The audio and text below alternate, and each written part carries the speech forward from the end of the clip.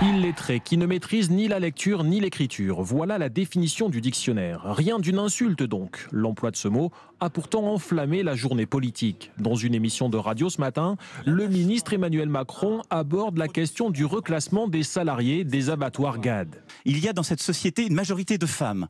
Il y en a qui sont, pour beaucoup, illettrés.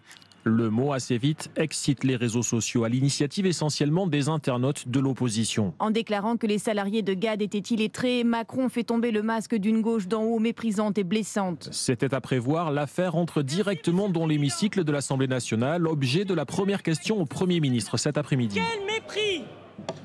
Après le scandale des sans-dents, voici maintenant celui des illettrés.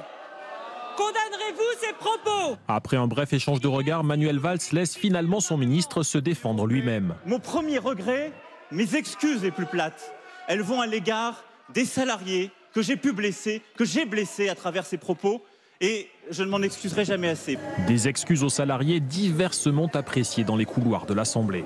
Formulation sans doute inappropriée, procès indigne de la droite et vrai problème dont la gauche a bien raison de se préoccuper. C'était évidemment un mépris profond pour ces salariés. Alors je ne dis pas que c'est ce qu'ils souhaitaient. Et je vais bien lui accorder cela. Mais en même temps, c'est ce qu'il a dit.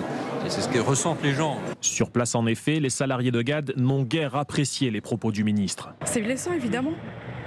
On ne peut pas sortir des choses comme ça. Il nous prend pour qui? Quand on voit qu'il y a des bugs dans leurs trucs, ils ne sont pas fichus de déclarer leurs impôts, nous on les déclare et on n'est pas illettrés. Maladresse ou mépris, l'affaire permet de mettre le doigt sur une réalité. D'après des sources syndicales sur place, 20% des salariés de GAD, en effet, seraient illettrés.